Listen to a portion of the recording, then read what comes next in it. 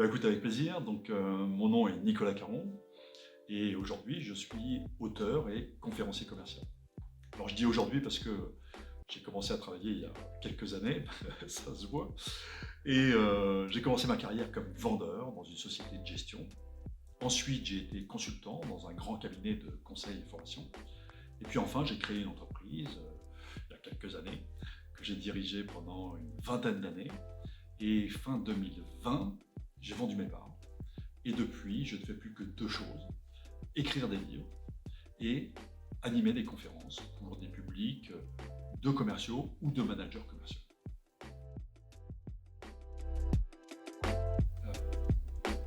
Il y en a deux. D'abord, c'est que je ne traite que d'un sujet de façon exclusive qui est la performance commerciale. J'y ai consacré quasiment la totalité de ma carrière. C'est un sujet qui me passionne et c'est le focus de mes livres et de mes conférences. Ensuite, la deuxième particularité, mon credo, si on peut dire, c'est de militer pour la simplicité. Ce que je veux, c'est simplifier la complexité de la vente, ou plutôt simplifier la complexité apparente de la vente. Parce que je suis intimement persuadé que les gens qui font réellement ce qu'on appelle de la vente complexe ne sont pas si nombreux. Et je pense que pour la majorité des commerciaux, ce qui est important, c'est de traduire des valeurs d'enthousiasme, de professionnalisme, de réactivité, de simplicité. Enfin, toutes ces valeurs qui ne sont pas complexes, mais qui font toute la différence. Pourquoi ? Parce que je pense que c'est le sujet majeur. Enfin, avoir des gens qui sont capables de ramener avec constance de nouveaux business, de nouveaux clients, de nouveaux logos, c'est quand même la quête de la majorité des entreprises. Tu sais, il y a une expression que j'ai vue récemment dans une revue américaine qui dit « Opening is the new closing ».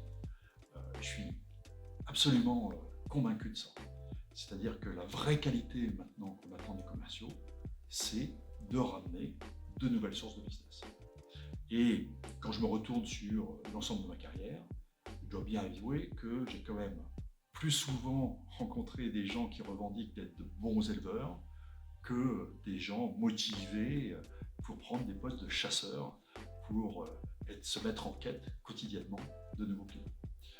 Donc, j'ai décidé de traiter uniquement ce sujet dans ce livre, Les Traits de Prospect. Bien, à mon avis, parce que les commerciaux se font des nœuds dans la tête et complexifient des choses qui n'ont pas à l'être.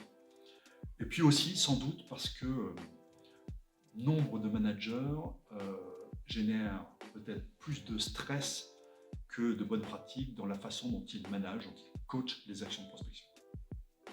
Alors, c'est à la fois pour répondre aux commerciaux puis aussi aux managers que j'ai écrit ce livre, en essayant justement de désacraliser, de décomplexifier la prospection et en organisant l'ouvrage autour de thématiques qui sont autant d'actions indépendantes les unes des autres à mettre en œuvre et qui, si elles sont mises en œuvre régulièrement, avec constance, eh bien, finissent par générer des résultats. Alors en tout cas, c'est ce que je voulais faire. Et quand je lis les retours sur Amazon, par exemple, ou les retours que je reçois via LinkedIn, j'ai l'impression que c'est comme ça qu'il est perçu par mes lecteurs.